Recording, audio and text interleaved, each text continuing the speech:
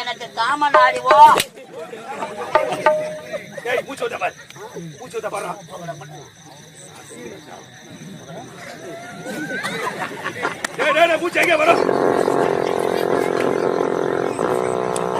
அம்மால night சாப்பிட்டு போய் கேள்வி